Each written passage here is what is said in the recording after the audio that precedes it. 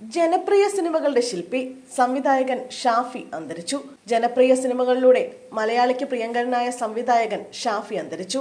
56 വയസ്സായിരുന്നു.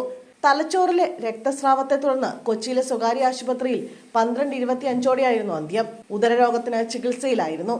ആരോഗ്യനില വഷളായതിനെ തുടർന്ന് ഈ മാസം 16 ആശുപത്രിയിൽ പ്രവേശിപ്പിച്ചത്. തിരക്കഥാകൃത്ത്, നിർമ്മാതാവ് എന്നീ നിലകളിലും ശ്രദ്ധേയനായിരുന്നു.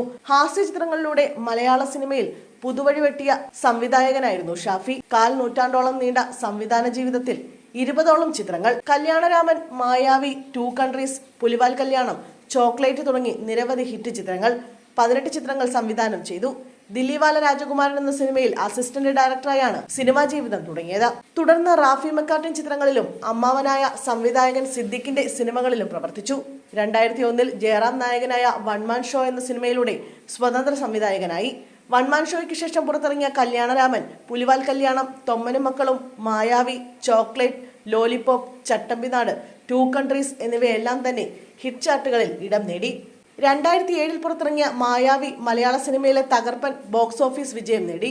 മമ്മൂട്ടിയുടെ മഹി എന്ന കഥാപാത്രം അതുവരെ മമ്മൂട്ടി കൈകാര്യം ചെയ്ത വേഷങ്ങളിൽ നിന്നും വ്യത്യസ്തമായിരുന്നു. സലീം കുമാറിന്റെ കണ്ണൻ സ്രാങ്ക് എന്ന ആശാൻ മികച്ച ഹാസ്യ കഥാപാത്രമായി മാറി. മായാവിയിലെ ഗിരി എന്ന കഥാപാത്രം സുരാജ് വെഞ്ഞാറമൂടിന് കരിയർ ബ്രേക്കുമായി. വിക്രത്തെയും അസിനെയും കേന്ദ്ര കഥാപാത്രങ്ങളാക്കി തൊമ്മനും മക്കളും തമിഴിലും സംവിധാനം ചെയ്തു. സിനിമ ആസ്വദിക്കാനുള്ളതാവണമെന്ന പക്ഷമായിരുന്നു ഷാഫിക്ക്. എന്നാൽ നർമ്മത്തിനിടയിലും കഥ വേണമെന്ന് വാശി പിടിച്ചു. പിറന്നതോ എല്ലാ തലമുറയും ആവർത്തിച്ചു കാണുന്ന കല്യാണരാമനും തൊമ്മനും മക്കളും മുതൽ 2 കൺട്രീസ് വരെയുള്ള സിനിമകൾ. ബെന്നി പി നായരമ്പലമായിരുന്നു സിനിമാ വഴിയിൽ തിരക്കഥയിൽ അധികവും നൽകിയത്. ദിലീപാണ് മിക്ക സിനിമകളിലും നായകനായത്. ലോലിപോപ്പ്, 101 വെഡിങ്സ് തുടങ്ങിയ ചിത്രങ്ങൾ നിർമ്മിച്ചു. മേക്കപ്പ് മാൻ അടക്കം 3 സിനിമകൾക്ക് കഥ എഴുതി. ഷെർലക് ടോംസിന്റെ കഥയും തിരക്കഥയും ഷാഫിയായിരുന്നു. 2022 പുറത്തിറങ്ങിയ ആനന്ദം പരമാനന്ദമാണ് അവസാന ചിത്രം.